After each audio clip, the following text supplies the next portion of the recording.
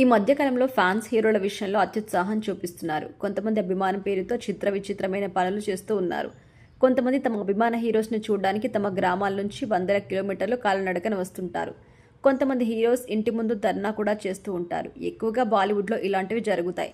మరికొంతమంది హీరోస్ ఇళ్లలోకి చొరబడుతూ ఉంటారు. ఇప్పటికే సల్మాన్ ఖాన్, షారుఖ్ ఖాన్, అమీర్ ఖాన్ లాంటి హీరోస్ ఇళ్లలోకి కొంతమంది దొంగతనంగా వెళ్తూ ఉంటారు. తాజాగా టాలీవుడ్ స్టార్ హీరో ఇంట్లోకి కూడా కొంతమంది చొరబడ్డారు.